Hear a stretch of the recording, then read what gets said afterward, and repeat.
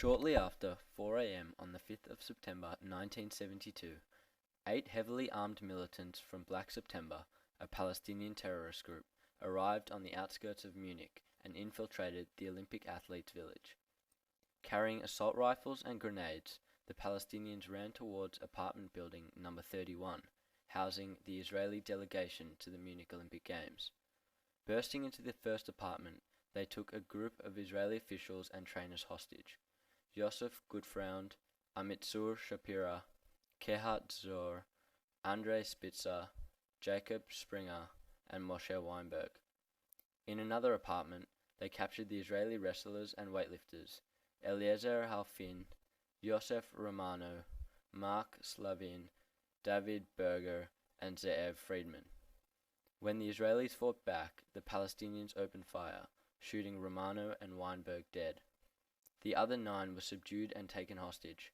The Palestinians then demanded the release of 234 prisoners held in Israeli jails. The siege held out, with the Palestinians demanding a plane to fly the terrorists and their captives to the Middle East. German officials agreed to move the group in helicopters to a small airfield base on the outskirts of Munich, where a Boeing 727 would be waiting to fly them to Cairo. Meanwhile, the Germans began planning a rescue operation at the small airbase.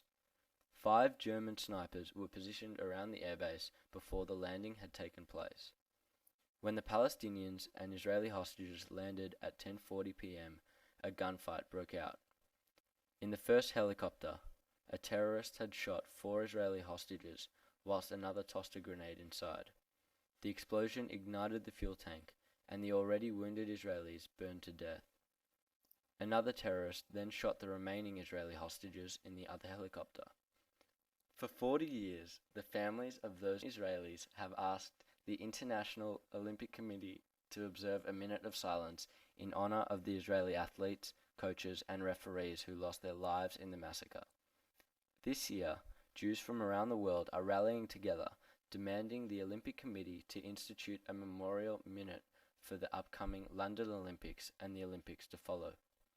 Today, we can all contribute to this cause by signing a letter addressed to the President of the Olympic Committee, Dr. Jacques Rogue, asking for 1 minute silence to be held at the Olympics this year, in memory of the Israeli Olympians murdered at Munich. Signing stations will be set up on the quad at recess, or if raining, in the CAF.